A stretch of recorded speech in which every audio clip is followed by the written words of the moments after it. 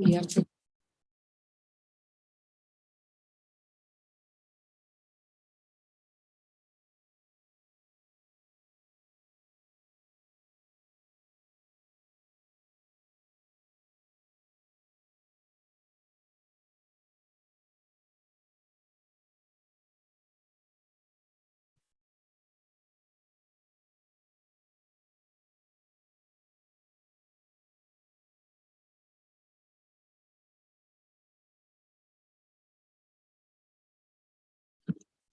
And then you need to be about 3 inches from the microphone.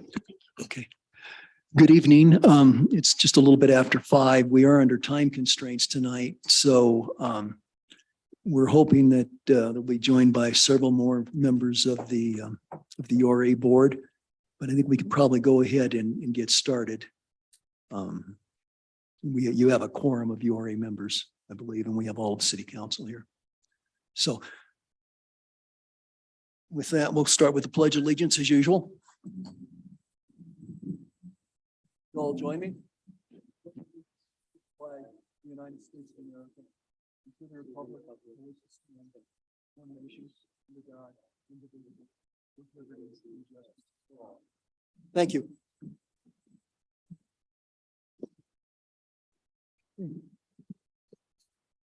Ask that the city clerk call the city council roll.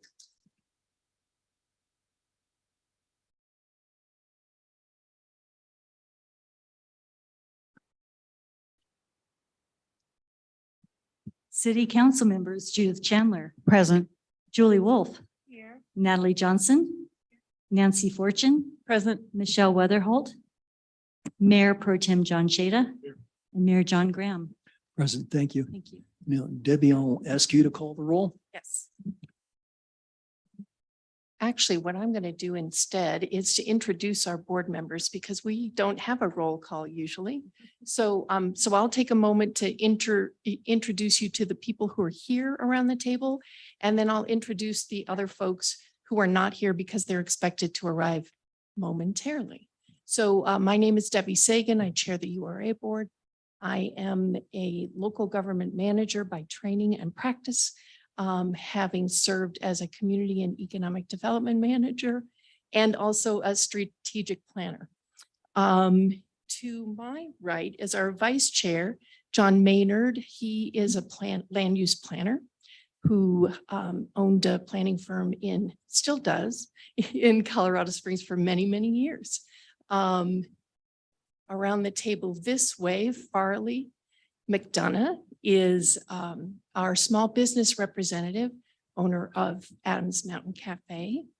Barb Winter is a former Ent executive, but also has extensive experience in the public utilities field in our region as well. Alan Delwich, you all know Alan. He's chair of the Manitou Springs Planning Commission and also a software engineer. Our executive director, Jim Reese, and Ann Nichols, who's to my left, who all of you know as well, who is our finance expert, having served for many years at Colorado Springs Utilities. The members of the board who are not here, but we expect in a moment, include Mark Snyder, our current House District Representative and former mayor and council member. Marcy Morrison, also a former mayor of Manitou Springs. We also have Alan Gregory. He is a bank executive and long-term resident of Colorado Springs. So that's the URA board. We're happy to be here this evening. Jim's pointing at me. Oh, good. So the rest of the folks are filing in now. Thanks. Let's go ahead and give them a minute to file in.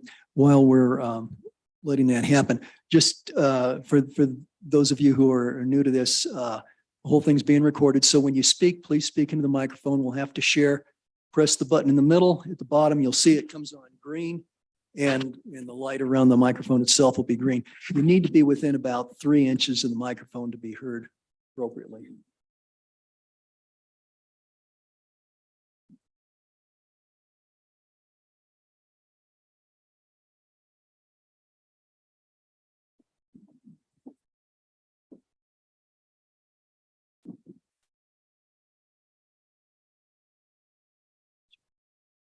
Yes, there's a need to.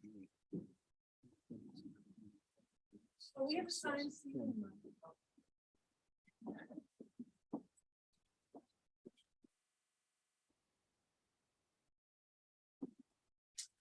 You want to go ahead and introduce the.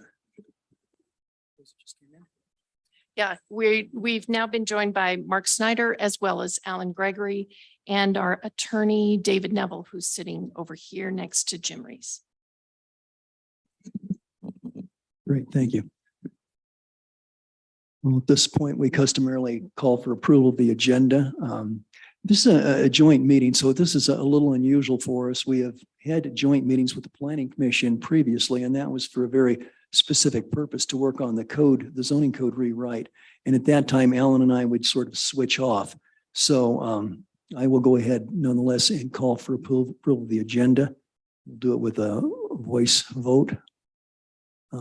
I would ask that both city council and the ORA board members vote on this. Presume everybody's had a chance to look at the agenda. Okay. All in favor of taking the agenda as is, say aye.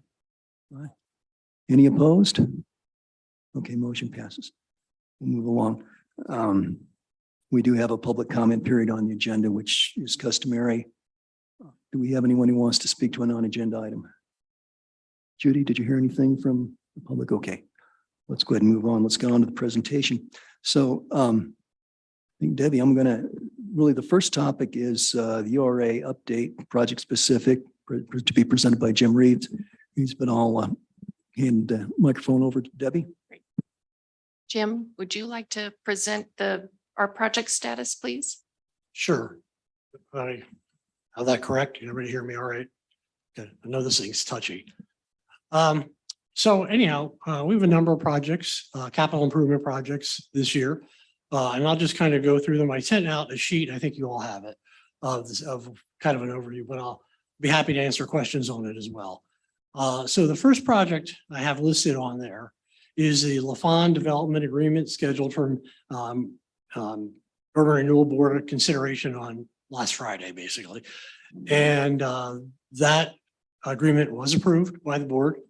And under the terms of the agreement, the developer, who is Paragon Realtor, is going to basically acquire and develop the LaFawn property. They have to acquire the property. They're going to close on it this Friday, and they're obligated to remove asbestos, which has been found in the building. We don't know how extensive it is quite yet, but it's being looked at more thoroughly. Asbestos has to be removed first before the demolition can take place, and demolition should be completed by the end of April of next year. And the reason that takes long is obviously the asbestos that has to be removed. They have to submit a concept plan for their renewal authority approval. And then they have to construct the commercial or mixed use development as per zoning code. And then comply with the terms of the advance note and the deed of trust.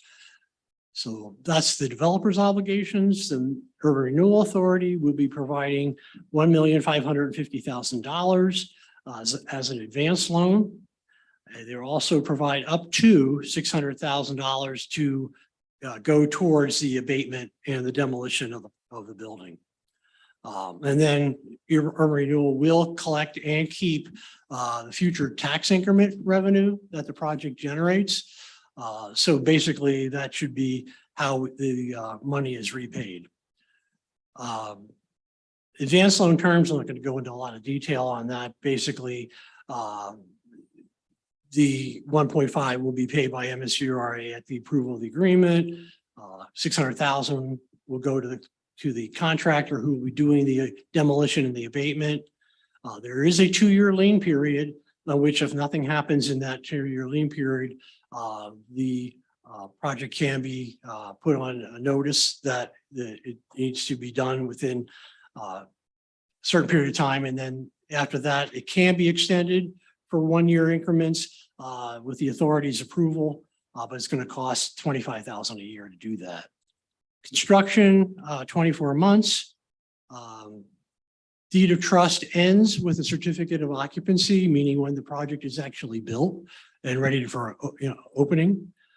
And then if the development doesn't occur, repayment of Paragon and immature funds is dispersed as per the section of the redevelopment agreement. And it's kind of a tiered reimbursement approach, but after the property is sold, depending on what the proceeds are from that sale. So that's kind of the status of that project. Fountain Creek pedestrian bridge. That work in that is basically to install a prefabricated steel pedestrian bridge over Fountain Creek, connecting Manitou Avenue to the Midland Trail. We're looking at a location near the Martin property, really actually on the border between the Martin's property and Park Row Lodge. There's an existing storm sewer easement that goes in there, and we're trying to get it upgraded to a surface easement so that we can build the walkway to the bridge and build the bridge over Fountain Creek. That's in process right now. Negotiations are taking place with the landowners to get those two. There's actually two easements across the creek. I actually just received today a proposal for the engineering and design for that. And so with the approval of the board, that could get started yet this year and be completed this year. The bridge will probably not be installed until next year. The next project is the streetscape project, which is basically Manitou Avenue at the Highway 24 interchange. That's a safety issue project.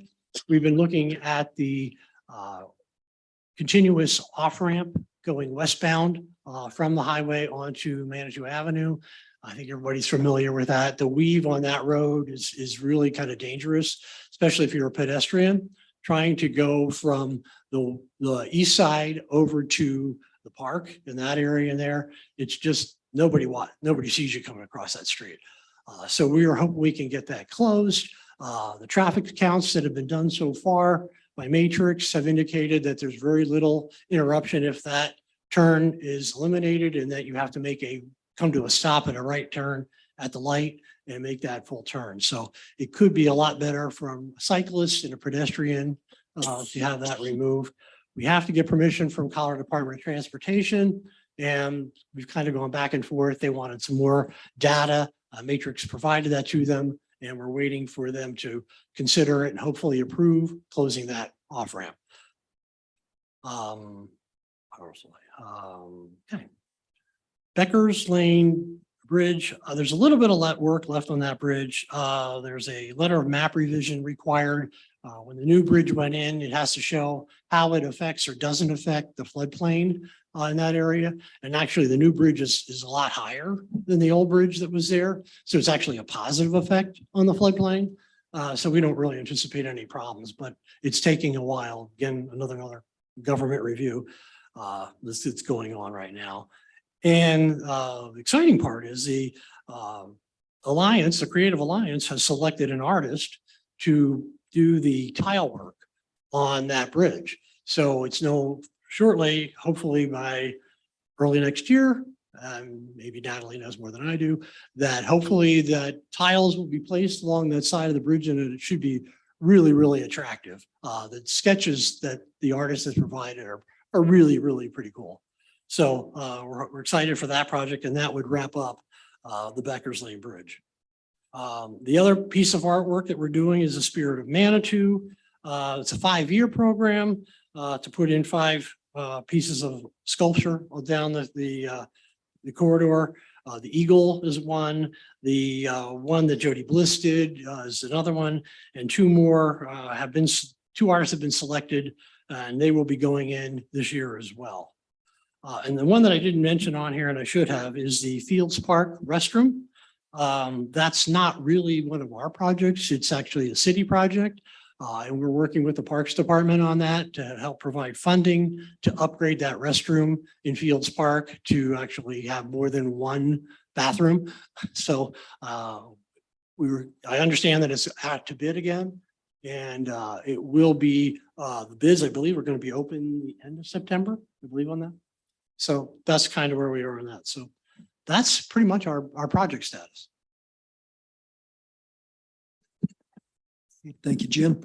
I think at this point, I'd like to hand it over to Debbie. I would suggest, Debbie, that you'd have 15 minutes to call on any members of your board, ask questions or discuss this, and then we'll have a 15-minute period for a period, let's say not to exceed 15 minutes, and then we'll go to city council questions, comments. So you've got the next 15 minutes. Are there any questions or comments about the list of projects that Jim has presented?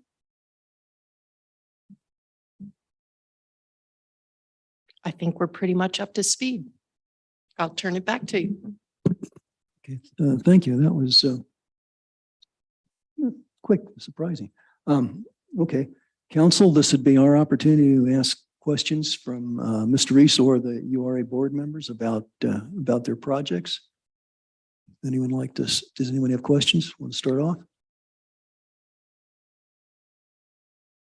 Well, I do have some questions. I guess there's not that much interest from council at the moment in asking questions. And really, my questions and concerns are specific to the recent project with Peregrine Interests. I was at the Zoom meeting on Friday, so I was there for the portion where the Peregrine property was talked about up through the vote approving it. And I do have some concerns. Just to clarify to begin with, the developer is putting up, I believe, $1.1 million. And the URA will be putting up $1.55 million to help with acquisition of the property, and then an additional $600,000. Okay, when you take those numbers, the developer is putting up a third, the URA is putting up 2/3. And my understanding is what the URA gets for that is a first priority lien, which is good until construction starts. And then that lien will be subordinated to the contractor, and the city will be basically in a very inferior position. So I don't see that the URA will be in a very inferior position. So I don't see that the URA has much leverage on this project. So am I missing something?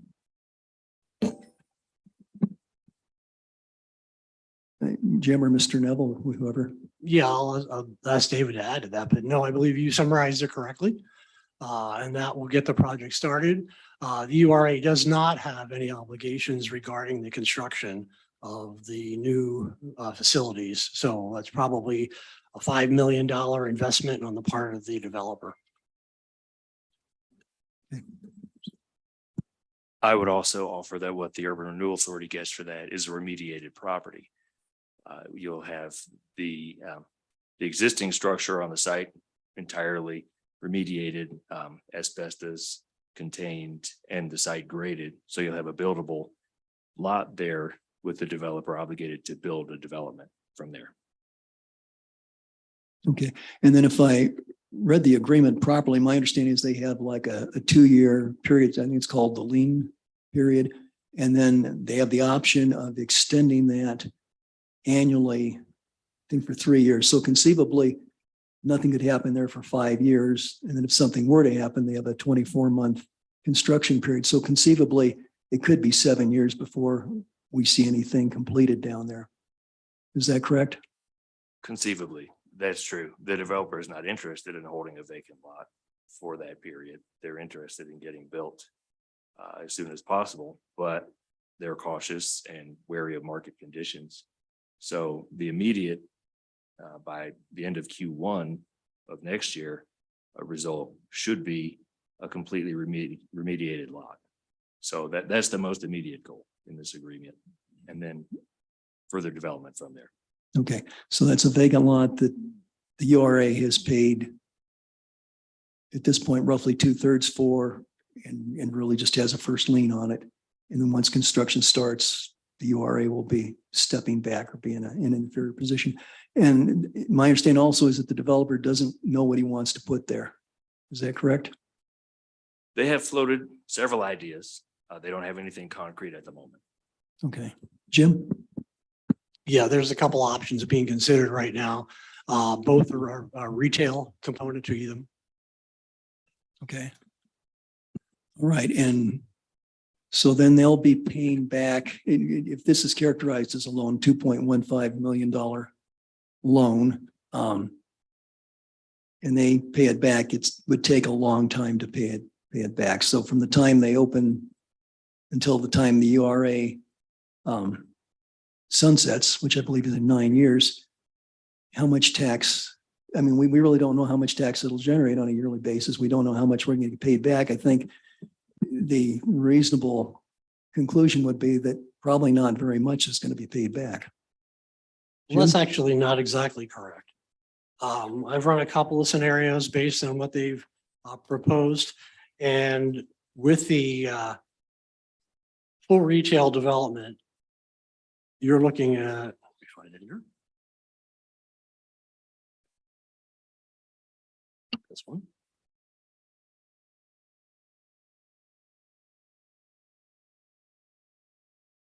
It could possibly generate up to $3 million over the rest of the URA lifetime.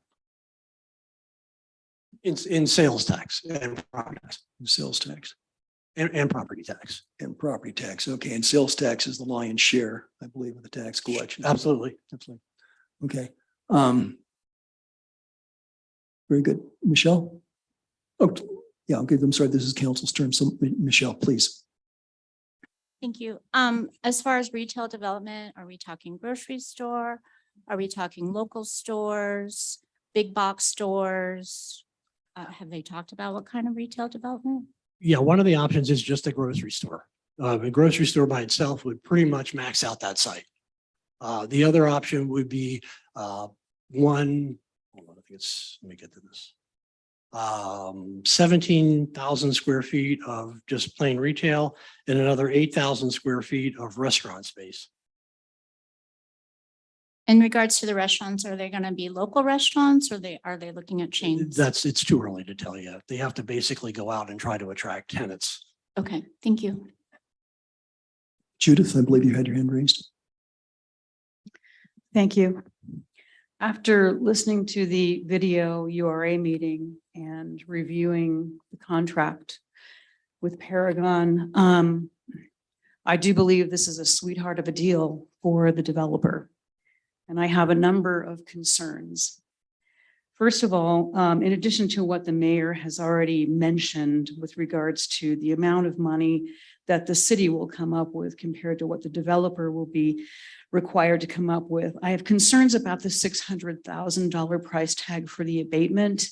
I think we all in this room can agree that that is a lowball figure. I believe your latest lowball figure is $850,000. And I've heard that you have had a bid of $1 million plus. I don't know, but I'm concerned about that being way too low a figure. I'm concerned with how this was rushed through to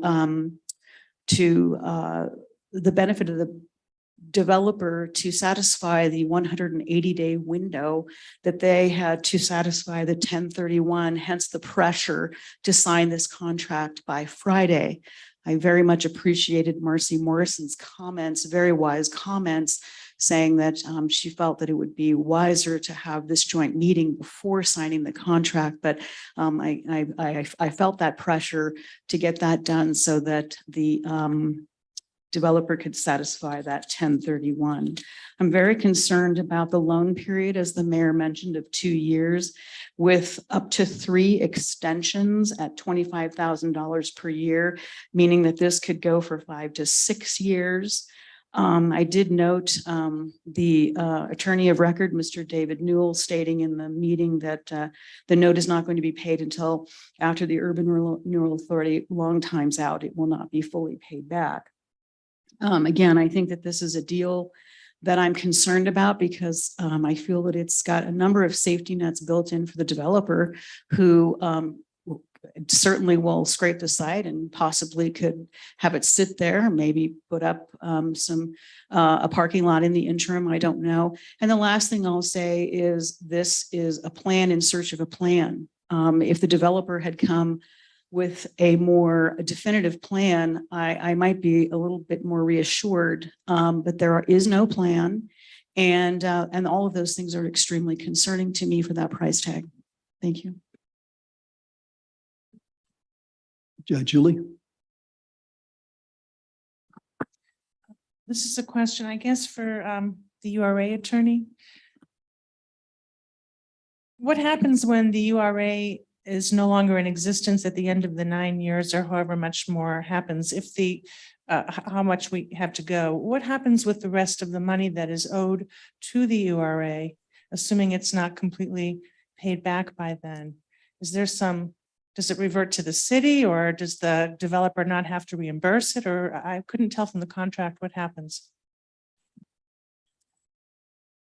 So it's important to recall that the goal of the project is not to get paid back. It's to get the LaFawn Motel off the site, fully remediated, and a new commercial development installed. And so from there, you have a tax revenue generating development, property tax, sales tax. And when the urban renewal area expires, all of that tax revenue will go to the city or to the county or to the property taxing authority. So the URA is perfectly content not to get paid back fully on the note, because from that point on, all the tax revenue goes directly to the city's coffers. It's a win either way. That's the view that we're taking. If it would be appropriate, I'd like to add something to that. There are URAs that borrow money those URAs that have a longer run time, that have their full 25 years or something in excess of 9. But our board is far more conservative than that. So we've not been willing to go out on a limb to spend money that we don't have. Instead, we've considered very carefully redevelopment activities that would fall within the budget that we already have, the cash that we have on hand. So that's why Mr. Neville is stating that we're not too concerned about getting paid back, because we know we'll sunset in 9 years with this current district configuration. We want to end with a zero balance, frankly. So this is the way to do that, is to redevelop appropriately under the Colorado state statute. So that's what we're trying to accomplish.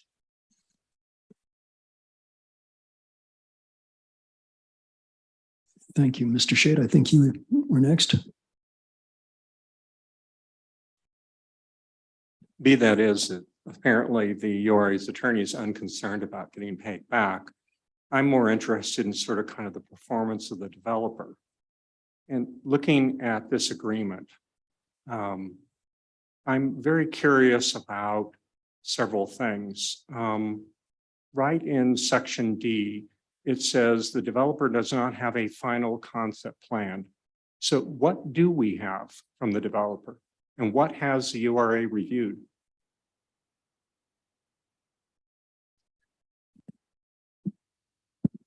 Excuse me, is there a problem with a microphone or something? No, we were just moving it from one I person see. to the Okay. other so you could hear better.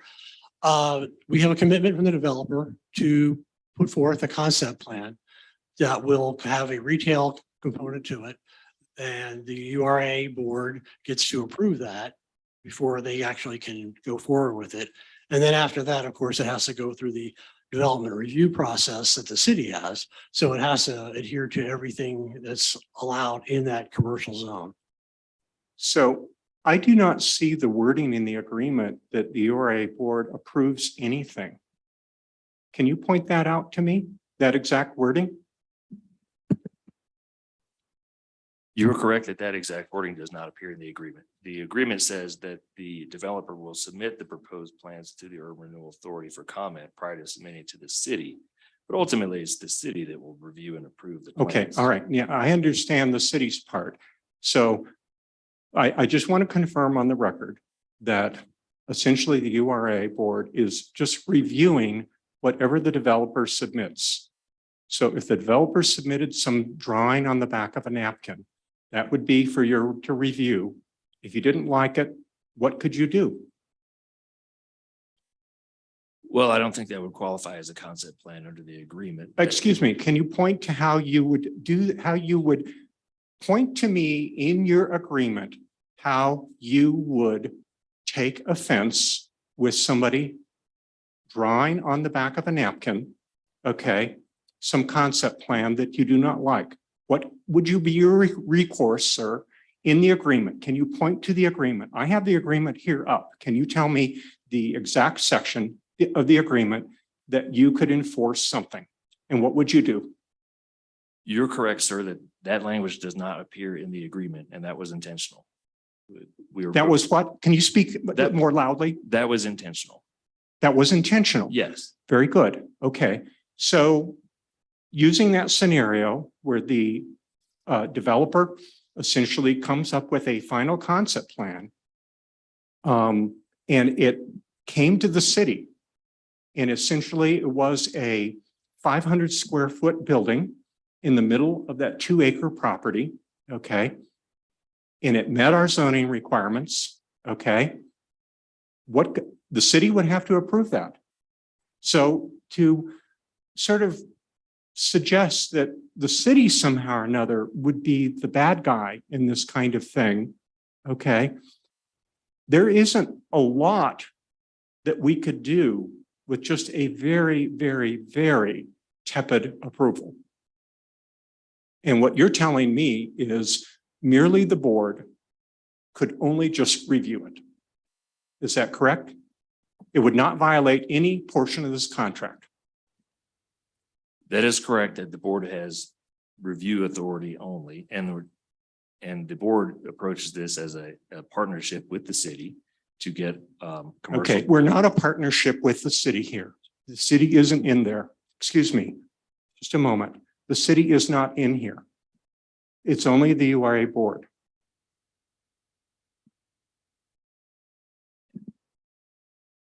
Go ahead. Just want to comment on that. The city basically has the ultimate authority. The URA board does not. I'm sorry, the city has what? The ultimate authority of what's built on that site. Okay, The authority does Okay. not have regulatory powers. okay, I want to underscore with you what our authority is. On this 2-acre property, is this developer brought in a 500 square foot building, okay, for approval. It met the setbacks. It met the parking requirements. It complied with our height and all other kinds of things. The city would have no choice whatsoever but to approve such a thing.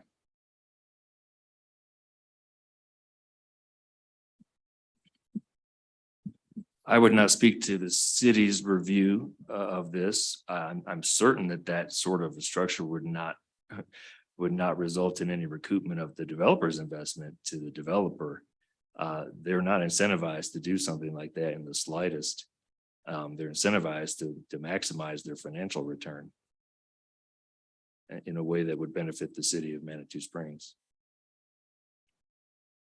Okay, thank you very much.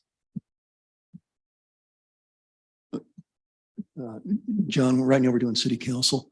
Any other counselors have comments at this time? I do have one following comment to your earlier remark a few minutes ago. Jim, you said that the property could generate $3 million in sales. What were you thinking of, like, is that a year or? I'm a little, I mean, I'd be happy to go through this pro forma, although it's a little dry. well, But basically my calculations come up with, I do an annual calculation on how much money will be generated every year. So in year one, you're looking at like $15,000 loss because basically the property taxes would have to be paid and there'd be nothing on the site. So there's nothing generating money. The following year, assuming that it opens in year two by the middle of the year, we'd be looking at about $123,000, going up to 340, 422, 430, 443. It basically escalates every year. okay, so you were talking about a cumulative number then, or? I'm talking about 3 million. Okay, when I take $3 million, if we do the full sales tax of 9.03%, you'd have to have $33 million in sales. If you just talk about the city of Manitou's portion, which is 3.9%, you'd have to have close to $77 million in sales. In comparison, the entire city of Manitou Springs sales volume in 2020 was not quite 122 million. So, you know, that'd be a pretty sweet retail situation if it actually generated 3 million in a year. I didn't say 3 million a year. I said 3 million over 9 years. Over 9 years, 3, okay. Thank you. Nancy, Thank you. And I appreciate that all the worst case scenarios are being pointed out. I think it's important that we be aware of worst case scenarios. But I would suggest that investment by definition is a risk on both sides. And we have lived without much development in that corridor for many, many years. If we do lose marijuana money, we need alternative sources of tax revenue. So I'd also just like to acknowledge what Jim is saying, that there is, and Mr. Neville, that there is also best case scenarios that we need to balance with the worst case scenarios. So I think it's very important. I'm personally supportive of this. It doesn't really matter if I'm supportive or not, because it's, as I understand it, it's already happened. The deal has already happened. But I would just like to say that it is very important to balance and to look at what the potential is. And I think the potential here is much more likely that the city will benefit greatly, that this could in fact be another catalyst for further development. And I've also been very pleased with the URA of late in particular, that they have been trying to work with the developer to ensure that future development is in accordance with the values of Manitou Springs. I think we all learned a painful lesson with the Holiday Inn. And whereas on one hand, it was a good investment, it just didn't really fit with what we like to think of as being appropriate in Manitou Springs. And I think that the URA is in a good position to negotiate and to work with this developer and future developers to ensure that it's more in line with the character of our city. Thank you. okay, thank you, Nancy. Judith? One more question. I want to say when, but if the abatement cost comes in at over $600,000, will the developer be covering 100% of the cost of anything over that? It looks like it's going to be several $100,000 more than the URA has allotted. That is correct. Everyone knows the numbers are coming in significantly higher than $600,000. And I would point you to section 3.1A of the agreement where that's specifically acknowledged.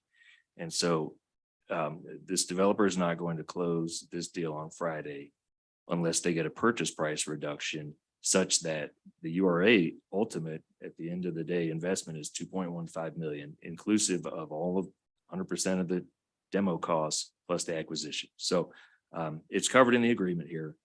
The developer is working on it. We got an update as of yesterday where they are with the seller. The seller is looking at taking a purchase price reduction to bring those costs in line.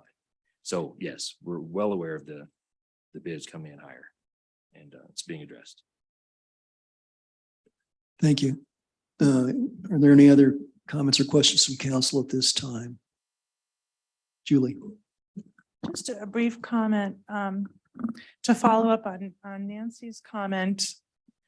I appreciate that the URA may be enjoying their discussions with the developer, but it was just confirmed, as it states pretty clearly in the contract, that the URA has no control over what the heck is going to go in there. Anything can go, nor does the city. The only constraints are the building code, and which will be the zoning code, which will be updated soon with height and setback restrictions and so forth. So I just didn't want the public or whoever is listening to this to think, oh, good, it'll turn out great because the URA gets to decide what's going in there. Au contraire, I think it was clear from Mr. Shada's questioning and answers that that's not the case at all.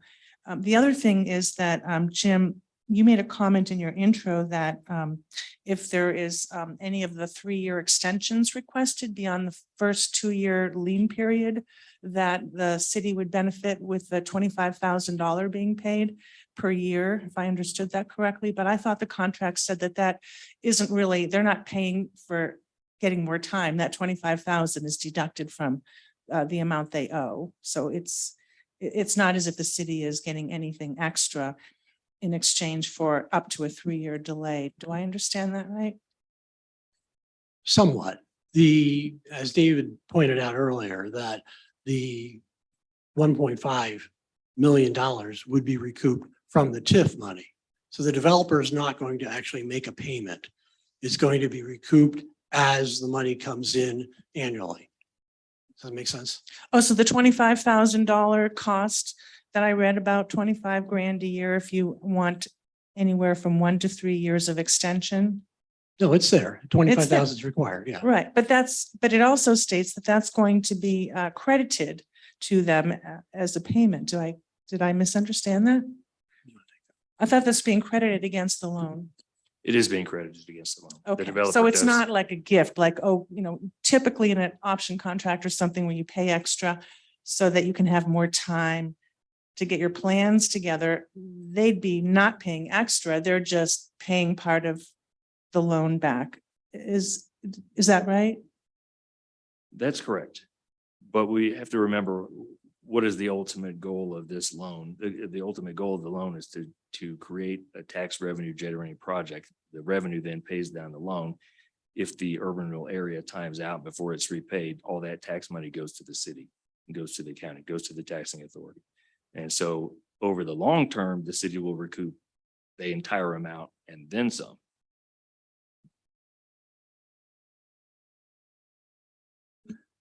Thank you. I saw that Mr. Maynard had a comment. So, council, what I would propose is that that we go ahead and let the URA board members speak for maybe a time not to exceed 10 minutes, and then we'll return the discussion back to the city council members. If there's no objections, we'll do that. So Debbie, you've got the next 10 minutes.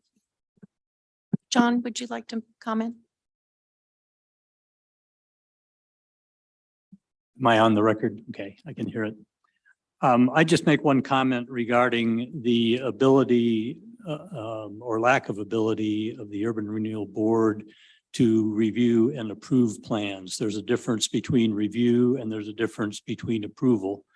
The city has the approval authority and the board does not have it, nor does the board want it. What we do wish to have, however, and it's specifically in this agreement, is the ability to interface with the developer before they have concrete plans and before they have financing in place, which usually means once they have financing in place, that they're very inflexible in terms of uses and design. So the board has the opportunity to make comments that would be specific to the desires of the Manitou Springs community early on in the developer's process, so that they could be aware that perhaps they'll have some hurdles down the road if they don't comply with our suggestions. It's not to say that they will, but we have an upfront opportunity that is usually not available to a city planning department once plans are submitted. As you probably know, I worked as both a city planner and as a planning consultant. One of the reasons I left city employ and went into the consulting business was I had the ability to influence properties early on before final decisions were made.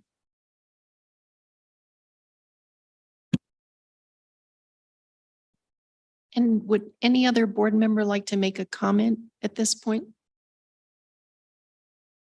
Mark. Thank you very much. Thank you all for this very healthy discussion. I just wanted to we've talked around the edges about this a little bit, but I think the URA's mission is fundamentally different from maybe what some people perceive it to be. So our job was, after we did the blight study and created the URA, is twofold mission, really. One is to eliminate that blight. And I believe the LaFawn is the most blighted property within our URA right now. So I think we accomplished that with this project. And the second one is to create and foster and encourage and support redevelopment of the URA into enterprises and projects that will have a long-term benefit to the city of Manitou Springs. I know that it's not being talked about here, but we're facing some perhaps, difficult tax challenges coming up with various other things going on in the region. But this is central to our mission. So I have never heard the term ROI used in a URA meeting. We don't think in terms of investment. We don't invest monies in order to get a return back and to keep our budget whole. I think it was our board president who said she'd be very happy if we had a zero balance at the end of 9 years. So our mission is not to make investments that have a positive rate of return or any kind of real return other than to accomplish our stated mission, which is to foster redevelopment, to expand the tax base of the city. And that's really what I believe this project is a perfect example of. So I just wanted to see if we were all on the same page and understanding that that is our fundamentally different mission, is to accomplish those things, not to get a rate of return. And I also want to point out that we are, to my knowledge, the most unique URA I've ever encountered. Most URAs don't have any cash on hand or very minimal cash on hand. What they're doing is getting bond funding to bring that money forward to foster and to partner with the developer in getting a project done. The problem with those types of projects is ultimately, if the project fails, they're not able to meet that bond obligation. That obligation falls to the city of Manitou Springs. What we have here is, because of our unique situation, we're able to put that cash in up front. There is no liability or downside to the city of Manitou Springs. You will not be on the hook to fulfill the terms and the payments on bonds if we fall short. So in that sense, the city has no real financial obligation under any scenario. And so that's, I guess I just wanted to make that clear, that I don't want folks to think differently, like we are some type of a ROI oriented institution looking to make sure we get a return, or even that we get made whole at the end of this deal. If our investment brings forward the removal of a blighted property and a new exciting opportunity, a tax generator for the city of Manitou Springs, I consider that an accomplishment of our mission on the URA board. Thank you. Thank you, Mark. Other board members? Yes, Alan. Yeah, I just wanted, I was the dissenting vote on this deliberation with the URA, and I wanted to just explain a little bit about why I couldn't go along with it. And, it's been articulated already, the concerns about the unreality of recouping much of the investment or the loan within the period. It could easily stretch out much more than 4 years. And as Mark said, and others have said, oh, maybe that's not our mission. However, I think one of our missions is to try to meet the strategic goals of the city. And I think we pretty much blew off an offer that we got from the city that absolutely zeroed in on some of the major goals of the transportation and mobility master plan. And the city had an offer on the table, and it was explained, when I brought this up at the meeting Friday, it was explained, oh, well,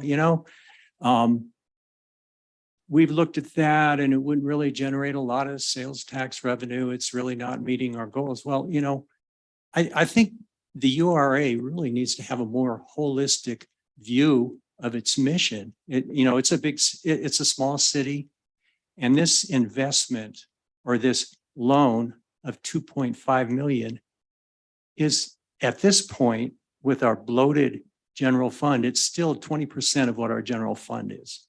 And in the future, it'll probably be more like a 25%.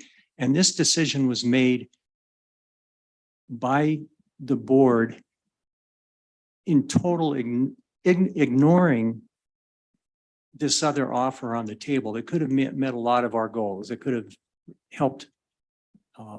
For one thing, it could have brought a lot of traffic to the URA, just through cars, people parking, money in their pockets, needing a place to spend it. It could have relieved the congestion downtown, could have had this remote parking that's been in our vision for years, but it was just pretty much tossed off to the side as we worked with this developer for almost a year. And the farthest they've gotten is to have a plan for a plan. And I think it's just a tragic loss of an opportunity that could have helped the bigger city, the whole city. And, you know, it's also, to me, anything, you know, the URA does, yeah, you know, we're an independent board, we get to make decisions, there's no collaboration with council. I think it's really unwise to have this decision made without at least a majority of council concurring that it's the right thing to do, or it really should be a super majority. You know, it's, you know, Manitou is a special place. It's just, I was really underwhelmed with how this went down. Thank you, Alan. Mark? Thank you. And thank you, Mr. Delwish. I know you are our newest member and a valued member of the URA board. But I think we need to take this in the context of the history. So the URA has already had, I believe it was $1.2 million taken by Mayor Gerace in Mayor Gerace's time for the city's benefit. The URA contributed, I believe, 100,000 or was it 120,000 to the shuttle project, 150,000 year over year into those projects. And I believe we always have been in the forefront of our mind concerned with, are we fitting into the greater Manitou community? Are we fitting in? So the charades and the charrettes, I guess, and other things that we did over the years have really reached out to the community to see if our vision for which is stated in our documents tells you that, you know, what we look for, approximately 200,000 in square foot of retail, 200 plus residential units. We've changed some of our code and overlay code down in that area that allows for perhaps higher building if they meet certain benchmarks and certain incentives. So I do think that we have always been very conscious of our role as one of the greater Manitou community. And we have always willingly gone forward with projects whenever the city has come to us and said, we have a greater need. We're going to withhold some of your tax financing and use that for needed city purposes. So I just feel like maybe we didn't get the whole picture when you were speaking because we didn't really recognize that history of long collaboration and financial contribution to projects that maybe were a little bit of a stretch for the URA to fund. So I'm very proud of our community involvement, and I feel this project in no way diminishes that. So thank you. Thank you, Mark. I'd like to address, Alan, your remarks about the parking issue and considering the LaFun site for parking for the city of Manitou overall. I thought we partnered quite well with the city in examining that site for parking. With Mr. Cheney's help, we convened a couple of times with the planning firm that we have, NES. We looked at 3 different concept plans for a mixed-use development that would also expand or maximize parking on the LaFun site. When that site proved too small, we also looked at the adjacent property where the car museum is and the old putt-putt golf course to see what a sort of a shuttle into downtown Manitou and perhaps up to the COG with more parking and a mixed-use development would look like. We examined that in one of our full URA board meetings, and everyone agreed that it was not a viable project for the city because I think we gained something like 22 to 29, depending on the configuration, 22 to 29 parking spots that could be used for longer term parking for people doing the incline or going into Manitou for the day. And that wasn't enough to justify an investment by the city. We also did consider the city's drawings for a parking lot, just a parking structure that would provide parking for, would help to alleviate the parking issues that Manitou experiences, especially in the high season.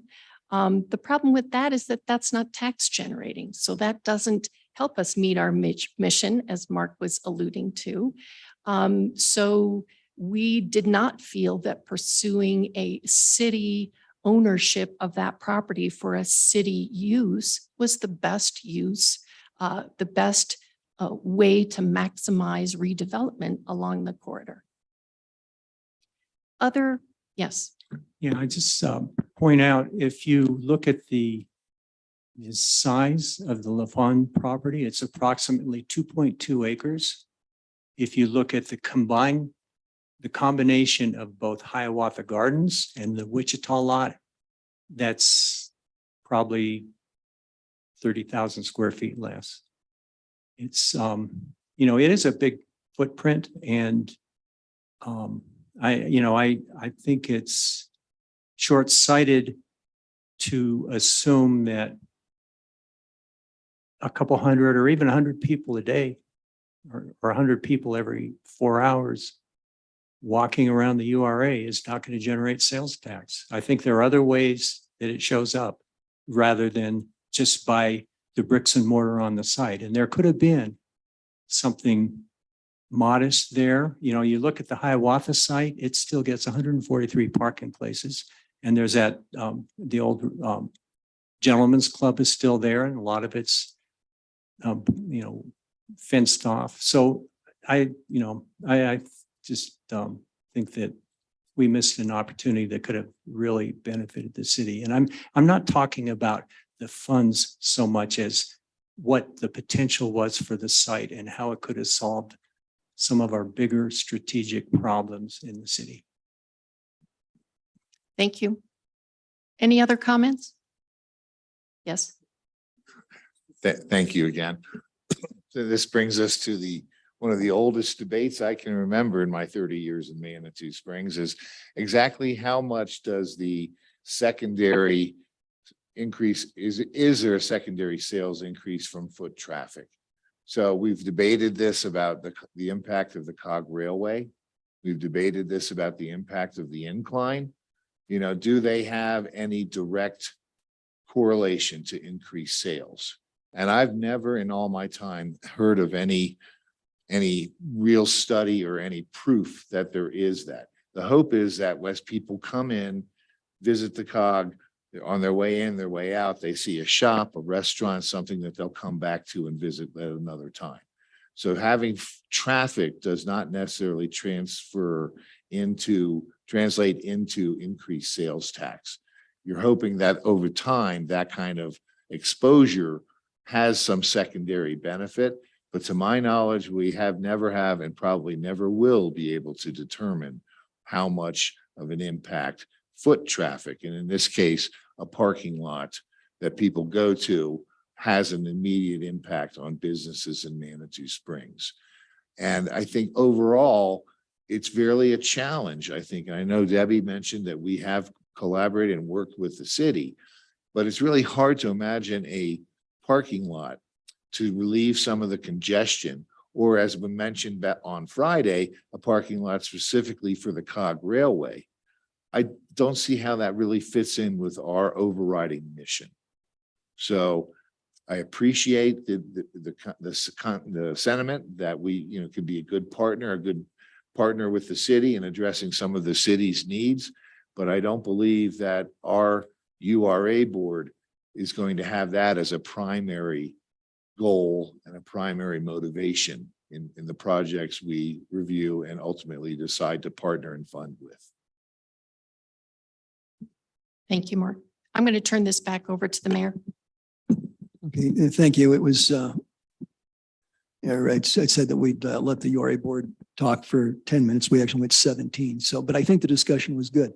So I think it's Manitou City Council's turn to comment and ask questions. Councilors? Julie? More of a comment. Debbie, I think if I heard you right, you said parking lots are not tax generating. And they may not be tax generating, but they're quite lucrative when you charge for parking. quite lucrative. So I don't really think that the URA would be doing a disservice or violating its own mission if they were to look at the look at this as a parking lot and charging for it and generating a lot of money for the city. There's nothing anti-URA about that as an option. So I wasn't sure, when you said. Sure, I'd be happy to answer that, Julie. Thank you. For me at least, the issue is that because of the Tabor Amendment, parking revenues are tax revenues, but they also must be kept in an enterprise fund and only used for parking related purposes. And for the URA, our job is to increase the overall tax base for Manitou Springs so that money flows into the general fund of the city and can be spent on whatever the city's highest, greatest priority is. So that's been, so general sales tax and property tax increase is the name of the game for us. That's the tax base that we're trying to increase. So is there a state law that says that you can't, if you're a city and you own a parking lot and you charge for it, that you can't use that money unless you create an enterprise fund? I'm not aware of that. Is that what you're suggesting? I'm sorry, that's true. There isn't, but that hasn't been I'm sorry, I misspoke. I'm used to cities that specifically set up enterprises for their parking revenues. If that's not the case in Manitou, then yes, that would be a tax generating activity, but there was, pardon me? But that wasn't that doesn't accrue to us. Those weren't TIF funds that we could rely on. Is that correct, Jim? Am I saying this correctly? I think your question is better answered by Mr. Cheney, because the city does have an enterprise.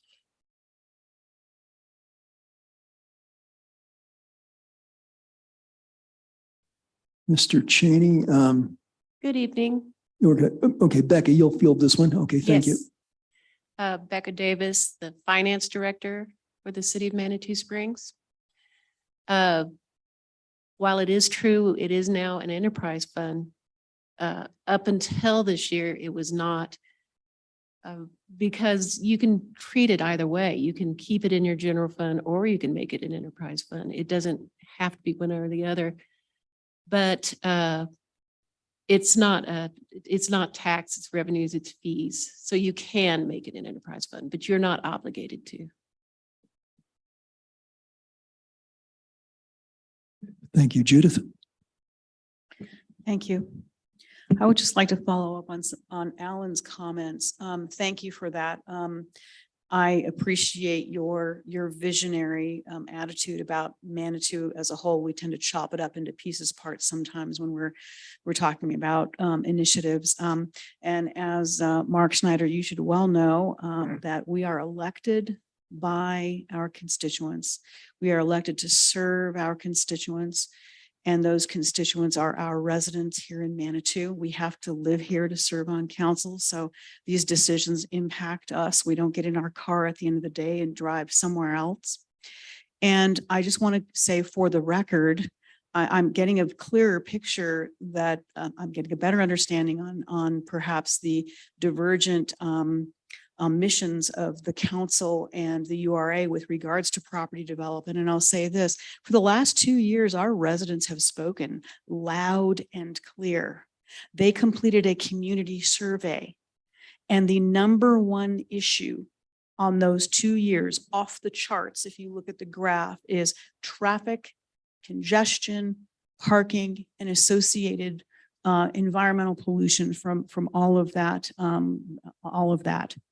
And so in keeping with a visionary approach, I too, while that's not the issue tonight, our bigger issue is our bottom line, our budget. But I just appreciate your comment because the possible acquisition of that property, and I am disappointed that, and then I'll take a hit on that, that we as a council didn't pursue that with more rigor. I thought it was being pursued with rigor. I see that that's not the case, that we had an opportunity to say to our residents, you know, we heard you for the last 2 years. You said this is your number one problem. It's my number one problem. I don't even go into Manitou during the high season. I don't go into my own town unless I hop a shuttle or walk in. I certainly wouldn't drive. So that property acquisition was a really great opportunity to tell the residents we understand the bigger vision. So I just wanted to put that out there and say thank you for that. Other council members? Okay, I guess Deborah, in kind of response to your comments about the parking situation, I know that Denise and I met with City of Colorado Springs individuals, John Southers and Jeff Green, talked about the idea of a parking lot at the LaFawn and about using that for, you know, a portion of it to be dedicated for incline use to take the pressure off our downtown. And they had a favorable response. They weren't really going to participate in it financially, but we felt that was a go. Denise and I talked to Gary Pearson from the Chicago Railway. He looked with favor on that. So we thought the process was moving along. So some of what you've mentioned here is a bit of a surprise to me. We should have pursued it with maybe a little more vigor. Other things come up. We got perhaps distracted, but I know there was an occasion when council talked about it and we were, I think, reasonably interested in it and reasonably enthused. Other councilors this time? Nancy. Yeah, I just want to say again, I guess that I don't think that parking as a use of this entire space was the highest and best use of it. If there is nothing, if we don't develop that corridor, I see negative spirals and positive spirals. And if that corridor doesn't turn around, then the whole city could go into a negative spiral if the tax revenue from marijuana goes away. So to me, if we're actually building a vibrant city, we need businesses, not just parking. We can build parking lots all day long. And many other proposals have come to us for alternatives for parking lots. So I think it's a little unfair to lay this at the feet of the URA. We've talked about, you know, on the West End, there's possibilities for parking, surface parking. On the, you know, we've looked at the Safeway parking lot to see if there's any partnerships that we could have down there. So I think it's just a little misleading that this is the be all and end all in parking, particularly when we saw when the proposal was to have a business in the front and parking in the back. It really didn't generate that many parking spaces. So I just think that this whole argument is a little bit misleading from the issue at hand. Thank you. Other council members? Okay, it's now 10 after 6. We have kind of a hard stop time at 7 o'clock because we'll lose our attorney. So if there's no objection, we'll move on to the next agenda item. No objection. Okay. So the next item is City of Manitou Springs financial needs, and I'll present just a few comments. I don't want to belabor this, but it does. I think what I would ask the URA board members is to look at things from a little bit different perspective. Mr. Snyder talked about the mission of the URA. That's pretty specific. It's pretty, I think, strongly defined. I guess I think of the mission of the city council and city staff is to do the most good for the most people for the longest time.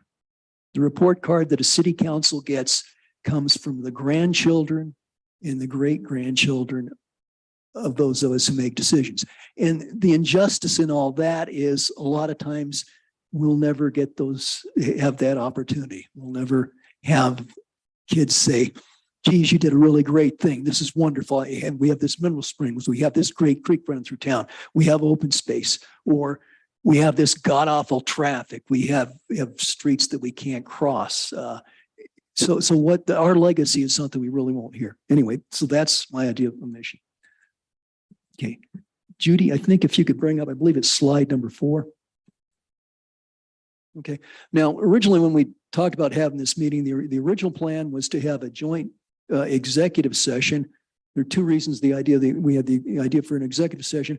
The first was we thought we were probably going to be talking about the LaFawn property as we are, but it would still be pending. It would be something that would be considered sensitive and you'd want to keep confidential. The other thing was we wanted to present it's really about an hour-long presentation that was done for us by Neil Mensch and Ann Nichols. And this was presented to City Council during a day-long work session that we had on Sunday, June the 12th. And it was forecasts about what would happen if we started to lose marijuana money. There are various scenarios. What happens if we lose 20%, 10%, 15, 20, 60, 70%? And it's basically, I think it put council on caution. The rest of the day we worked through and we tried to figure out how much money we have to work with. I think we sort of took a pessimistic approach, a very conservative approach. I think was responsible, a Spartan approach.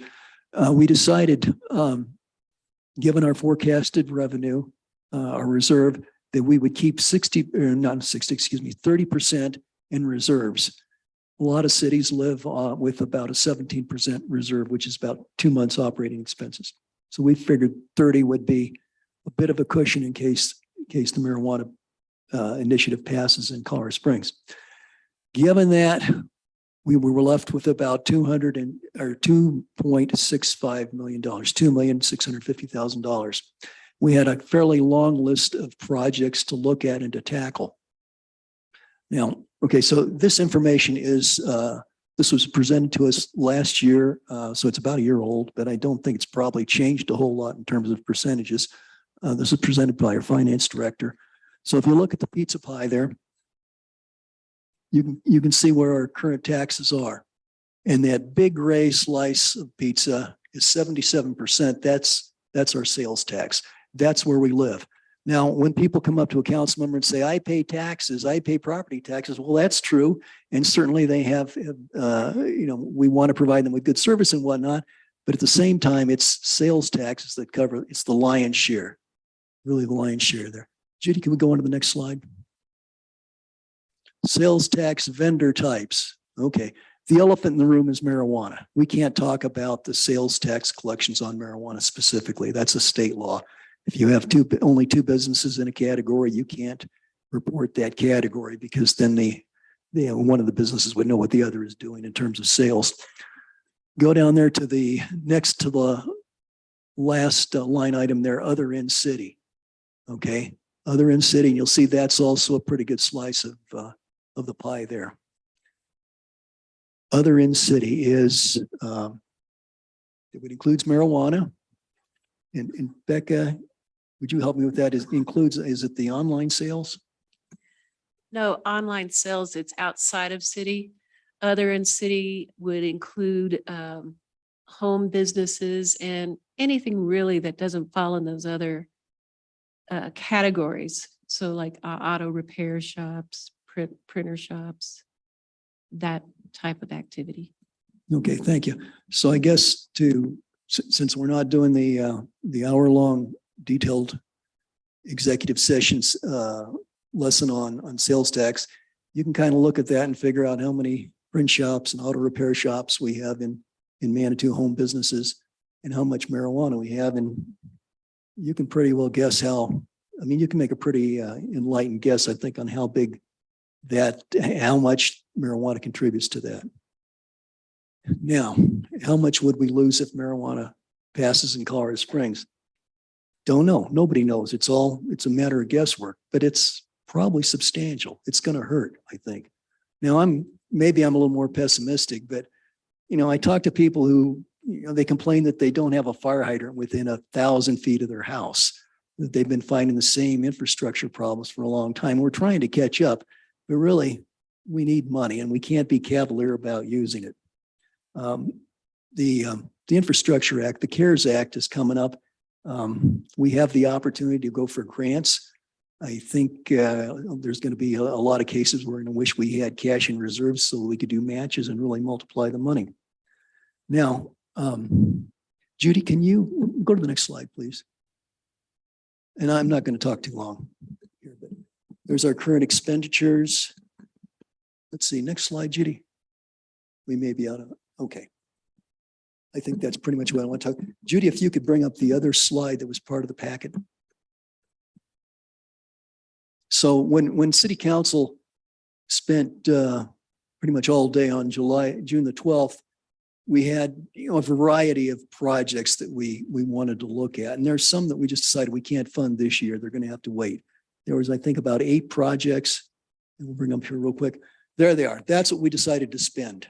Okay, that's how we divvied out our actually $2,646,000, which to us is a lot of money. Now, basically, nobody who's listed up there, no project that's listed up there, it really got full funding. I think the EMS transport, which is an ambulance service the fire department will take over, I think they asked for 700,000. So they got the closest to full amount. But any of these projects would gladly eat up more money than we allocated to it. We just divvied it out. It's not an easy job. And that's how we spent $2.6 million. Now I realize within the context of your job and your mission, you did what you thought, as URA board members, you did what you thought was the right thing. But when I see $2,150,000 being handed over to a developer, I look at it and I say, wouldn't it be great if that money had been in the general fund, if we used it, if we could use it for other things, if we could leverage it with CARES money, if we could fix some of our ongoing problems so we reduce the continuing overhead. That's basically my point, okay? I don't think I can say it any simpler. I don't think I want to say it for any longer. I think it'd be appropriate that we can kick around some ideas, ask questions, have a little bit exchange, but I would like to be done with this part of it no later than 6:30. So if anybody's got comments, I'll hand it over to Debbie. Board members, any comments? Mark? Well, thank you. And thank you for that briefing, Mayor Graham. I just have a question because I remember I left my time as mayor in January of 2016. At that time, we had 57 FTEs. I think we were 1 or 2 down, so we'll just call it 60. And my understanding is we're at or above 75 FTEs now.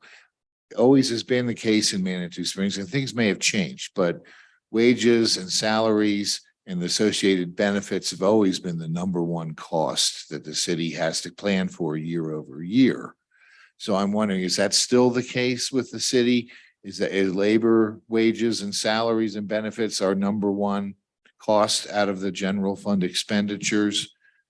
And I haven't kept track of all the hires, how we got to what I understand to be about 75 FTEs now, but a full-time employee. So I'm just wondering, I know this is your all's bailiwick, you're the budgeting authority, and I think you all do a fabulous job with a lot of need that the city has. But I'm just wondering if those numbers are correct in what I said, and if that is the #1 expense that the city has to plan for year over year. And if that is limiting your flexibility in your ability to address some of the capital needs that you outlined. I suspect that that is the case, that labor and benefits are probably our biggest sector. And I was just looking at that slide presentation ones I was referring to, and that actually is broken down by department, so it doesn't have a labor amount. And that's true. And city staff has grown. I think we're probably in the high 70s, maybe even the low 80s. It's fluctuated. And I think really, I better ask somebody who knows what she's doing. Becca, do you know that off the top of your head? Off the top of my head, I know it's over 70. I might have been a little enthusiastic with the 75 number, but that also includes everybody that is in our enterprise funds, and they're not funded through the general fund. And I can't tell you that breakout right at this moment. Okay, thank you. Excuse me, Judith, I Oh. think John is next. John? Denise reminded me a whole new department is the parking. So we've added quite a few people Okay. there. Right. Mr. Shada, and then Judith.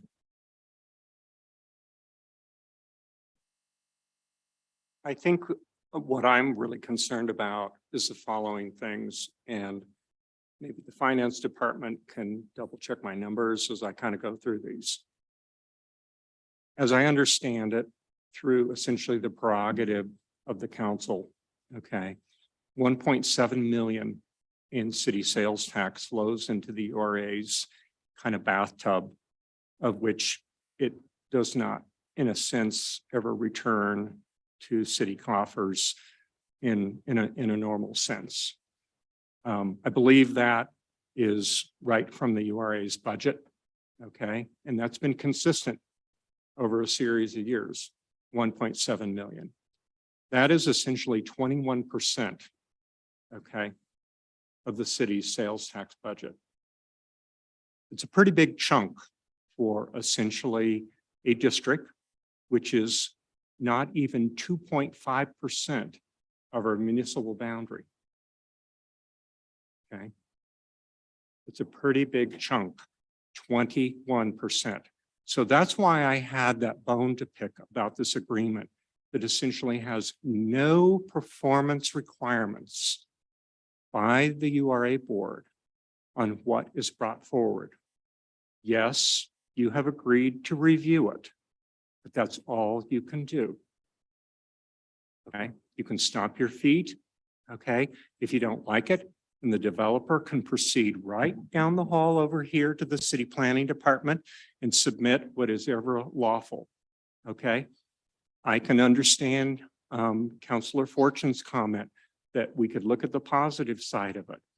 But let me tell you, when this council spends the entire day, okay, trying to apportion capital monies that we have saved over 2 years, that were not even the amount of money that you have now just essentially gone into business in a sense with this developer. Okay, I'm a little sensitive about it. This property, okay, is about 2.2 acres. Is it not correct? Okay, that's essentially 0.1%, not even 1% of the city. Okay, so in a sense, what we've collectively done kind of here around the table in one form or another is we've made an investment of essentially 2.2 million in rough numbers for 0.1% of property in town, and for a district that doesn't even encompass 2.5% of our municipal limits. I really find that what's been happening here of this large amount of flow of money from the city, okay, into the coffers of the URA, of which in a sense there is no return, okay? I'm not talking about there is no return to the community. What I'm saying is it's not a loan from the city. It goes into the URA's board for their lawful purposes. And I am not suggesting in any way that the URA board has acted unlawfully, okay, or outside the purview of your authority. I'm not in the least bit suggesting that, okay? But what I do think that the city needs to do is that we need to turn the money off. I think there are better ways in our community that we can spend this money, okay?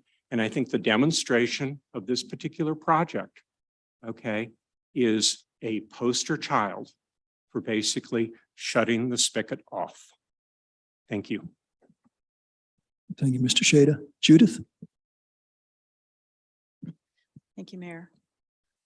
I just wanted to really commend City Council for when we did get together for that entire day. We all brought our wishes and our dreams and our passion projects, and we sat down, and after a whole entire day, I thought we did a remarkable job coming up with a plan that gave us a 30% cushion.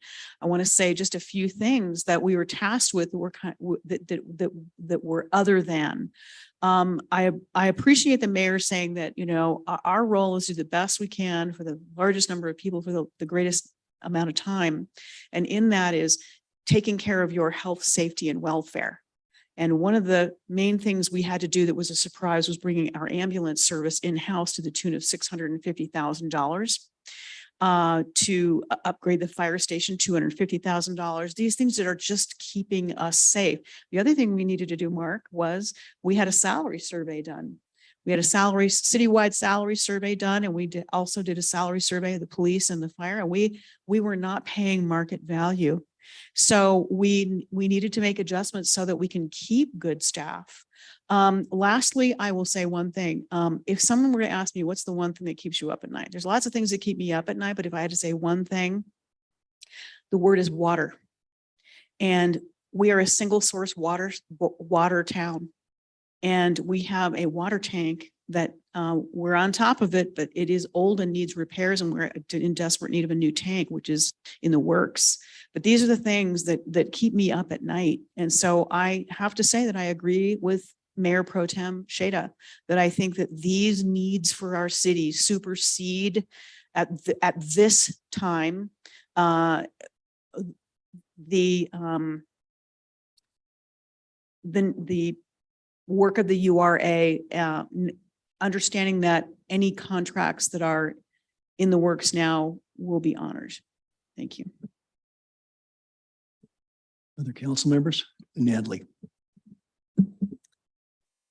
Full disclosure, I worked successfully with the URA for years as the director of the creative district. And then I was a URA board member for a period of time. And now I'm on city council. And I can truly say that I appreciate the work of both groups, certainly. And when I just look at where we are right now, I feel like this conversation that we're having today should have happened either 6 months ago or in January of next year. I think that we have not figured out our budget for next year. Even the project list that we have before us feels dated. I think that we need to see the results of the election in November. And so I think there's a lot of unknowns. And so I appreciate this conversation today, but I think the timing's a little off in terms of council really knowing what it needs or doesn't need at this moment. And that's just sort of how I'm feeling. So I look forward to us moving forward and getting more information and getting to a place where we could potentially come together again in January and have a conversation about what we need and where we are. Nancy? Yeah, and I'd like to piggyback on that. I think, and you've heard me say this many times, I'm concerned that this council has never sat down and done strategic work. We have 7 ideas of what the vision is and what the strategy is for this city, but we don't have a unified strategy. And hence it's very difficult to put the work of the URA into that larger context. We can all do it individually, but not as a group. So I would like to piggyback and say that I don't want to take any immediate action. I think it's a budget issue.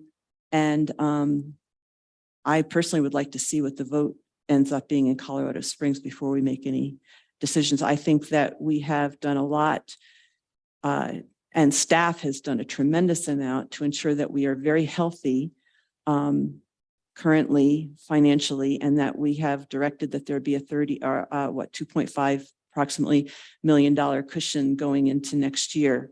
So I think that we've set ourselves up to not have anything drastic happen, but I just think it's premature to make any decisions right now. Thank you. Okay. I see Becca has a comment. Becca, please. Just wanted to correct a previous statement. Denise located an employee list from November of last year. And it did show just for the general fund, it didn't include the enterprise funds, and it was 58 employees. So my apologies for misspeaking. I had told Mark it was 75, but that included the enterprise funds. Okay, thank you. And Becca, perhaps for the benefit of everyone here, if you could just briefly explain the difference between the enterprise funds, and I guess the rest of it comes out of general fund. So for our benefit. Okay, so enterprise funds act like businesses. They are funded by fees and not taxes. And so with the enterprise funds, you have to track all the costs related to that enterprise in that fund, which is why you break the employees out for that fund to those employees, to that fund. So your general fund employees are the ones that are being funded by the taxes. So that's the one that you really have to look at, because the enterprise funds, the fees should be supporting those people. And that's the simplest explanation. Thank you, Becca. Marcus, you have a comment. If you could be brief, please. Yeah, I kind of regret bringing this up now, but what I was talking about, I didn't distinguish between it with the source of funding. When I was saying 57 FTEs in January of 2016, that was total city employee regardless of the source of their thing. So probably the better comparison, I guess, with what is the total number of employees regardless of the source of their wages and salaries. Okay. Thank you. I think that's been answered. Okay. Council members, I think we need to move on here, but if there's any council person who wants to speak real quickly. Okay. Okay, Farley, would you like to comment? Thank you. I just wanted to go back to the chart that you were pointing out, and the sales tax currently is at about 76%, I believe it was. And you talked about leveraging, if you were to turn off the spigot, as Councilman Shada said, and use that money to leverage completing other tasks. None of the projects that I've heard you all speak of, Councilwoman Chandler, several of those projects, they don't generate any sales tax. They are valid, they're important, they need to be accomplished. But if you turn off the URA, which is the way that you can invest and create more sales tax to backfill the loss from the marijuana vote, if the marijuana vote goes with Colorado Springs. I understand needing to do the projects, but I also think you can't lose sight of generating more sales tax. And one of the tools that the city council has is the TIF.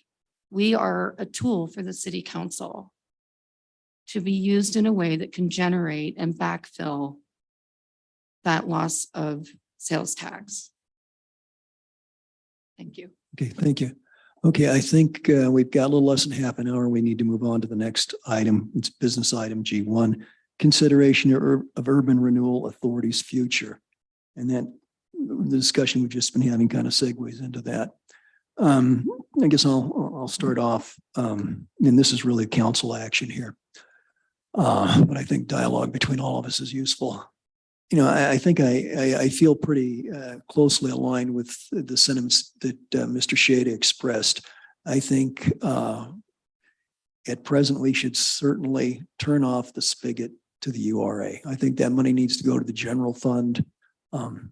It's important. We're in a time now when I think we need to harden our budget. We need to take a Spartan approach. The fact that we have a healthy reserve has not come easily. There's been a lot of hard work, and it really falls to the staff that did this. They have managed this since March 2020 with particular vigor. When we found that COVID was going to hit us, or that it was hitting everybody, we battened down the hatches. We expected to just be able to put out a skeleton crew. We'd have people out sick, or we'd have to isolate them. We expected to have essentially no money. And I realized that the URA at that time did help with funding. You can see the importance. That URA funding was helpful, but certainly going forward, this is important for the entire city. URA was formed in 2006. Yeah. Okay. Marijuana was legalized in what, 2016? 14, okay, sorry. And where did it get legalized? I mean, the two locations are inside the URA. The URA really got lucky. You look at zoning and whatnot, it's maybe never really hard to understand that, but the URA disproportionately enjoyed benefits that the rest of the city has not. I think that money should be shared more broadly. I think there are critical needs we have. I certainly feel that the money should be channeled into the city's general fund. So with that, I will first ask city council members to speak. We have a very limited time, so I ask people to be brief, and then we'll try and give URA folks an opportunity, but let's try not to go over 10 minutes. Council members, Nancy. I would just say that it's also, I think, a bit misleading to say that the URA got a windfall, the city got a windfall. The URA is really a part of the city, and the entire city got a tremendous windfall, as clearly demonstrated on the slide you showed earlier. So, I don't want to gloss over that. Thank you. Okay, thank you. Other council members, Natalie? I will say that I hope that we don't turn off the spigot, but if we do, to consider the idea of putting it into some sort of capital fund as opposed to the general fund. Thank you. Other council members? Okay. I guess we'll look for comments from URA board members. Again, please be brief. Any comments? Mark? Thank you again for the opportunity to speak. So, just a little bit of a history, okay, and I'll be brief, I promise I will. So 2006, I was a skeptic about a URA. I didn't know what I knew about them. They were much larger entities in larger cities. But the one thing that I kept coming back to was the total neglect that we have as a community have given to the East End, to the other side of the overpass in all the time that I was here. So one of the great mentors and mayors we had is right here with us, Mayor Marcy Morrison. During her time, we passed a ballot measure that generated revenues for the downtown revitalization. We had the 2002, 2004, when it was implemented, the RTA, which was, again, all that money went to the downtown. None of it was designated for the east side. And so there was an ongoing pattern where we just were never investing anything in the east side of town. And so I saw the URA as that vehicle where we could actually have dedicated revenue source to revitalize the blighted east end of Manitou Springs.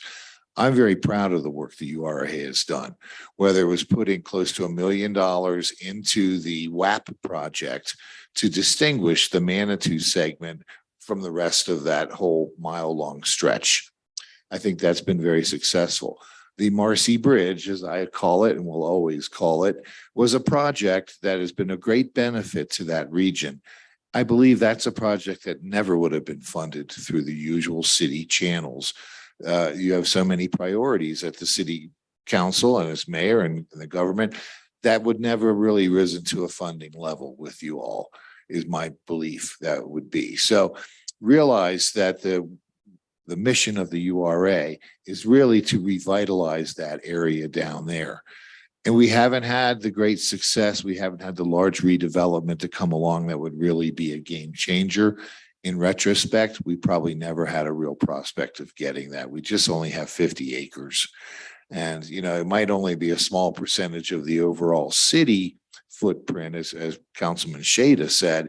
I don't know if that's including the open space and the hillsides and what have you. But really, that 3-mile-long corridor is the heart line and the heart and blood of Manitou Springs. And so expanding our tax base has been a mission long before there was marijuana, long before there was a URA. We were in a downward spiral. You may remember that we outsourced or merged our library into the Pikes Peak Library District. We moved dispatch into the county operations. We brought in a public-private partnership with Standard Parking. You know, it was an existential threat. Cities all over the country were outsourcing their fire departments, their planning departments, their police departments, and we were somewhat headed on that trajectory. So I applaud you all because you recognize that Manitou has that unique identity. We don't want to outsource our fire department or any of that stuff, but it's a challenge. And I thought this was an opportunity. The marijuana thing and the 2 stores locating there was an unforeseen event. And it did have disproportionate, beneficial impacts to the URA. So anyway, I just want everybody to realize that there was a valid reason that we have this URA dedicated toward the revitalization of the East End, a long neglected part of our community. So thank you. Judith? I would just like to say, I think we have a hard stop at 7 with our city attorney. My only comment is if he's going to be leaving, I would love to hear from him on what turning off the spigot would mean and what our options would be so that we can have a discussion about that. Thank you. All right, if I speak, Mayor? Yeah, go ahead, Jeff. And then I'm happy to wait for anybody else. Okay, actually, Jeff, if we could hear from Marcy Morrison, and then we'll hear from Jeff. Sure. Feel honored that I'm going before the city attorney. Mark has basically made many of the comments that I would have made, but I would say that Mark, Ann, anybody else, we were on the board. We were the city development committee and Farley in the beginning. And we would meet downtown in one of the buildings. Someone gave us some room up there and we hired a city development person, an economic development person. And many of you knew her, Kitty. And she worked as hard as she could for us, trying to find money, resources for us. And it was like, hitting your head against the wall. Only so many times you can do that without having brain damage. So I hear all of what you're saying. I've been very active in another project that was on that list. And it's unfortunate that we don't have more resources. And it would be wonderful if this project were to occur and it would work. And I understand if I were part of city council today, I would want to make sure that I was making the right decision. And that's all I'm going to say. Thank you, Marcy. Mr. Parker, if you could be relatively brief. Thank you, sir. Yeah, I'm happy to. We've had a lot of talk about various options with respect to how the city council finances the URA. Your urban renewal plan is a little unusual in that the way city councils dealt with it is you basically allocated municipal sales tax TIF to the URA upon receipt of their annual budget. Your urban renewal plan, the URA's urban renewal plan, seems to allow the city council to basically change that allocation every year as the city council deems appropriate based on the budget that the URA submits to the city council. A lot of times you'll have in most URAs that I've seen, the municipal sales tax gets allocated one time via the urban renewal plan, and that's usually in effect until the urban renewal plan's amended. But in this case, you seem to be able to sort of stop and start the spigot, as you say, as you think is appropriate. So following that historical use of your URA plan, your historical practice, I would say that the city council could basically decide to not allocate or reduce the allocation of the sales tax, municipal sales tax revenue that the URA receives every year. You could then either decide to restart it at some point as a TIF, or frankly, you could always just allocate funds to the URA from the city council's general fund. So URAs can take TIF revenue. That's their primary mechanism of getting revenue for projects. or they can basically accept funds from other entities, and typically would be the city. So you could just allocate them whatever money you think is appropriate every year. And it wouldn't really be a TIF. You'd just be using your general funds. A big part of that, which comes from your sales tax revenue, to the URA based upon probably an IGA, how they use it, what they present to you, what you agree with. It could be done that year, that way every year. I want to point out that the issue with that is that you basically the URA loses its ability to enter into long-term obligations based on the sales tax revenue, because it's not a certain stream of revenue. But that's the case right now based on the way that you allocate municipal sales tax to the URA every year. So they probably couldn't bond on that because it's subject to city council approval every year, or city council changing it. And they probably couldn't enter long-term obligations to pay funds that require further revenue, but they could certainly receive money from you and use it that way. So 2 ways to do it. You just stop the allocation or reduce the allocation, then you either restart it when you want to, or just allocate funds directly, or you could always abolish the URA. The problem with that is that then you'd have to basically recreate the URA subject to, I think, less favorable laws that came into effect several years ago. So that's my short spiel there. I mean, I hope that's okay. Ask Jeff a quick question. Thank you, Mr. Parker. Mr. Parker, Judith has a question for you. Jeff, can Yeah, you I'm hear just me? gonna close my, I was gonna close my curtain here. The sun decided to come in. Only 1 second here. There you go. Hopefully you can see me a little better now. You were referring specifically to sales tax. The URA also gets property tax. Would that property tax continue to be? I understand that that's kind of different in our agreement, the property tax versus a sales tax. Would the property tax continue to go to the URA, and we only have control of the sales tax? Is that what I'm hearing you say? Yeah, that's generally correct. The URA's property tax revenue is more traditional. It's allocated in the URA plan that was approved back in 2006. The only way city council can change that is by amending the urban renewal plan to amend that property tax TIF provision. And that in itself would trigger that unfavorable law. So if you did that, you would end up changing the way the URA sort of functions. You have to add new members to the board. There's some other things that aren't as favorable as the current application of the law. So you could change it. It just would require a change to the urban renewal plan itself. Thank you. Thank you, Mr. Parker. You're welcome. Yeah, you're welcome. Julie, I see your hand up, but we've only really got about 10 minutes. So talk fast. Jeff, if the URA were to be disbanded, then would the city be entitled to take their bank account and take over the money that is in their coffers at this time?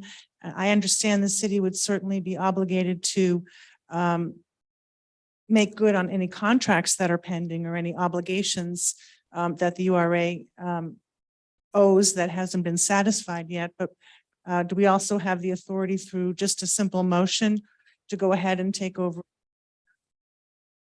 their bank accounts? Funds and- So not to the full extent you just described. So basically what happens if the URA gets abolished is, number one, you have to make sure you take care of all their outstanding obligations to make sure they're dealt with. Number two, the money that they receive through the property tax TIF, that has to generally go back to the entities from which it came. So the property tax comes from all the taxing entities that have taxing authority in the urban renewal area. That generally gets allocated back on a pro rata basis. The money that comes from the sales tax TIF that the URA has would go back to the city after you've dealt with all the outstanding obligations that haven't already been, the commitments that have been made. And it's a 6-month period. To do that, you pass an ordinance abolishing the URA, and the actual the effective date of the abolishment doesn't happen for at least 6 months after the ordinance goes into effect. So, Can you give us a site on that, Jeff? Yeah, I'd like it's to read about it. yeah, it's the urban renewal law 3125, and I want to say 115, but I'm might not have that exactly right. I can give it to you in about 1 minute here. The 6-month part is the part I want to read about. Yeah, it's pretty short and pretty easy to understand. There's nothing confusing. It's pretty clear. 3125, 115. Yeah, I was right. Say it again slowly, please. 31-25-115. 1115, Just 115. 115. 115. And that's CRS? Yeah, Thank you. you're welcome. Thank you, council. We have really only a few minutes to do something. If anyone wants to take action, now would be a time to entertain a motion. Mr. Mayor, I'd like to make a motion. Go ahead, Mr. But I'd Shea. like some clarification from our city finance department if possible. Do I understand that the amount of sales tax revenue that has flowed into the URA thus far this year is about just short of about $400,000? Is that correct? Yes, that's correct. Okay, all right. I'd like to make a motion that essentially that effective immediately, that the city's finance department and the administration, it's that it would be the council's wishes to stop the flow of dollars into the URA's sales tax account. Do I need a more clear motion than that, Mr. Parker? So what I think you're saying is, I guess the motion would be to basically cease allocating municipal sales tax TIF to the URA effective immediately. Yes, thank you very much. Do I have a second? We have a motion and a second. If there's any discussion, it needs to be brief. No, this is for council. This is city council. This is city council. Any councilors, any discussion? Nancy? Yeah, I would just say that I think it's short-sighted and timing is wrong to do such a thing. Can I speak to my motion, Mr. Mayor? Yes, sir. Going over the URA's budget with my motion, it means the URA still has $2.8 million of available funds. Okay, that's a significant amount of money. All right. This essentially would effectively, okay, the anticipated budget that I last saw was 1.7 million. And this would just make it so that essentially the flow of sales tax revenue into this TIF account, okay, would only amount to be something just short of about $400,000 for the year. Okay. The URA, okay, even if they went through, okay, and used all the funds for all their other projects that they have allocated in their budget, okay, would, you know, if they just really went crazy with it all, they could finish the year with about $50,000, okay, in the black. Okay, so I just wanted to kind of put it in context in terms of what's already sitting in that bank account right now. Thank you. Any further comments or discussions? And that is with essentially if the dispersal of the funds occurs, you know, that are probably escrowed, you know, and that would even mean that the $600,000 could be spent as the URA has obligated itself toward the remediation and the demolition of the Levon property. Thank you. Okay. Any other quick comments from council? Michelle? Thank you. If we turn off the spigot, how long would this be for? Well, it would be until the council turns it back on or adds even one more dollar in the account.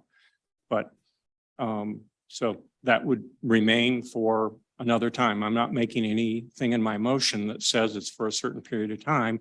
It's just that from here on out until council makes another decision, okay, that the funds would stop flowing into essentially the URA account. Thank you. Okay. Anybody else from council? Okay. I guess we'll be doing let me check with Judy. Judy, do you want us to do a voice vote or a electronic vote?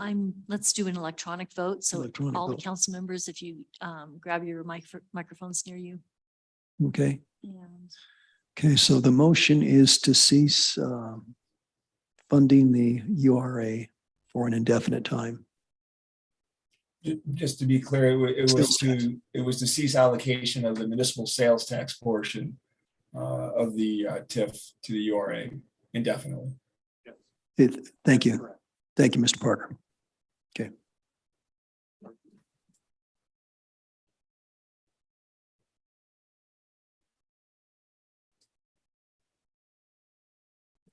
Okay, so we have a 4-3 vote in favor. We have council members Wolf, Shada, Graham, Mayor Graham, and Councillor Chandler voting in favor. Excuse me, council members Johnson, Fortune, and Weatherholt voting against. Thank you, Judy. Okay. Well, we're almost at 7 o'clock. I think we've covered the items on the agenda. Let's move on to council correspondence. If there's anything real quick. Oh, yeah, I'm sorry. Yep. Thanks, Jeff. Okay, I'm gonna head out. Thank you, everybody. I will talk to you all soon. Okay. If not. Okay, I'm sorry, this is a little unusual. So Mark, please have you have the Thank you, floor. Mayor. Just a quick question. I thought the action that was just taken need to be taken by ordinance. Maybe I'm misinformed. So you can say effective immediately and that goes into effect immediately? Or does it have to come up for a second reading of some sort? Or I'm just curious about the process and the procedure. And Jeff previously told us at another meeting, Mark. Here I am, that it's not by ordinance and that we don't need first reading, second reading, we just vote. But that came up at a previous meeting. It's not something I heard him say today specifically. Mayor, I believe Yes. when he spoke about an ordinance being needed, it was if the URA was going to be abolished. And Okay, this is not doing that. okay. Perhaps that's a good point. Yeah. Mr. Shada, would you consider restating your motion to specify that this be done by ordinance and we'll take it more? Okay, we're done. We're done. Okay. Very good. Okay, I'll tell you, I entertain a motion to adjourn. I move we adjourn. All in favor, say aye. Aye. Thank you. URA members, thank you for your time. I'm sorry, but we still need to adjourn our meeting as well. So I'll entertain a motion to adjourn the URA board. Barb. Second by Marcy. All those in favor say aye. Any opposed? Thanks.